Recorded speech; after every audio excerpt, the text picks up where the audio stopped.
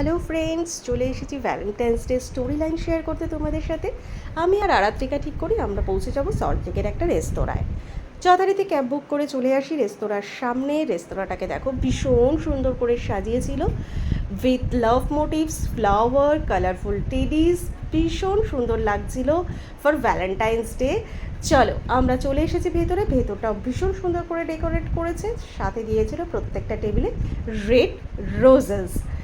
দারুণ দারুণ অ্যাম্বিয়েন্সটা ছিল ভেতরের। চলো এরপর আমরা অর্ডার করি আমাদের স্টার্টারের পর্ব। স্টার্টারে ছিল golden prawn fries, watermelon juices, lemon juices and সাথে ছিল কাবাব অ্যান্ড ফ্রেঞ্চ ফ্রাইস। কবজি ডুবিয়ে আমরা খাই। খাবারগুলো সত্যিই ইয়ামি ছিল, ভীষণ ভীষণ টেস্টি ছিল। যাই হোক, খাওয়া দাওয়ার পর্ব মিটিয়ে আমরা চলে আসি বাইরেতে। আবার দেখো বাইরেটা তোমাদের আবার একটু দেখিয়ে দিই। বাইরেটা ভীষণ সুন্দর করে ওরা সাজিয়েছিল। বাইরেতে একটা ওরা ফটো ফ্রেম করেছিল যেখানে দাঁড়িয়ে ছবি তোলার জন্য প্রচুর মানুষের লাইন ছিল। দেখে নাও, আবার ভেতরটা দেখিয়ে দিচ্ছি একটু তোমাদের। দেন আমরা ডেজার্ট কমপ্লিট করে আবার একটু ফটোশ্যুট করে চলে যাই বাড়ির মুখে।